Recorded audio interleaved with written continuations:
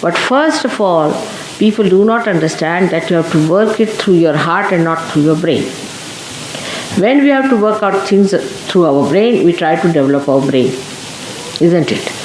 By memorizing, by practicing something, teaching our brain how to think, how to go this way, that way.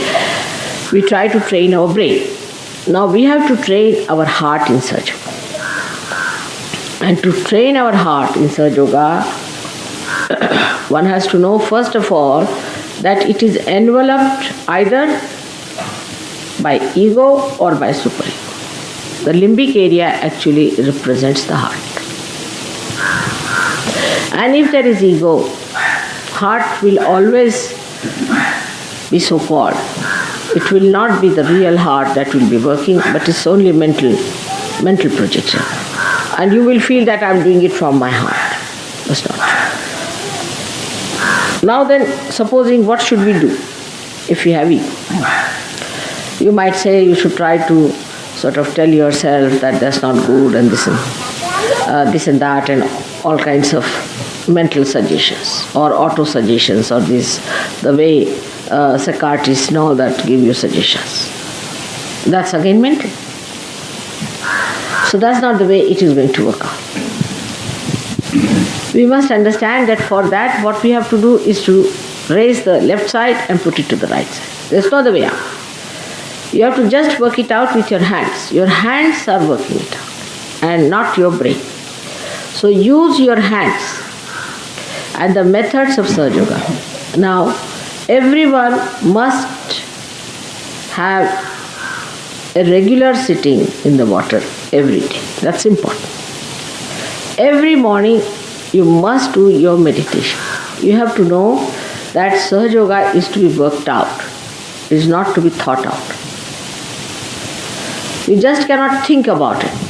Whatever you may try to do through your thought, you cannot achieve any results in Sahaja Yoga. You have to use your hands, you have to use your feet, you have to soak your feet in the water because water is the ocean. All these 5 chakras, or say 6 chakras, which are, I say 5 because the one is the Muladhara chakra, which is the 7th, and the topmost is the brain. So in between 5 chakras which are there are to be handled fully with the idea that they are basically made of matter. And these 5 elements constitute the body of these chakras. Now these chakras, if they are to be corrected, we have to correct them by taking out all the problems of these chakras into the elements from which they come. For example, a person who is a very right-sided person, so he has to give a balance by the left side.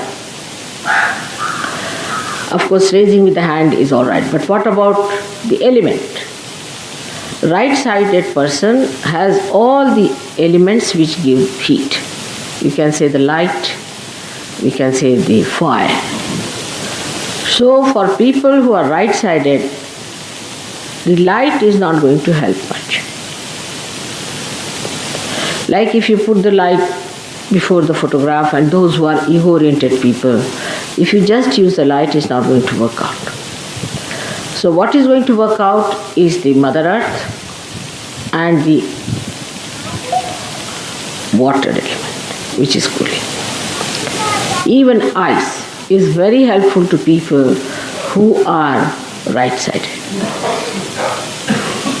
So all cooling effects should be used for correcting your right-sidedness so that you cool it down. Same about food.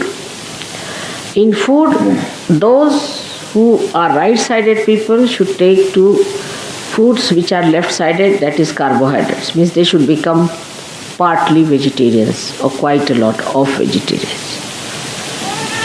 And should eat things at the most like chicken, but not fishes. not seafoods, because they are all hot. That's how you treat your material side of your chakras. Now the left-sided people should use again the deepa, means the light or the fire, to correct their left side. Also in food, such people should take more nitrogenous, means protein, and foods like that. They should take more proteins. Now, as far as Sahaja Yoga is concerned, the basic thing is Kundalini. And the Kundalini, as I have told you, is the pure desire. Again, listen to it carefully, pure desire. That means all other desires are impure. There's only one pure desire, and that is to be one with the divine, one with the Brahma, one with God. That's the only pure desire. All other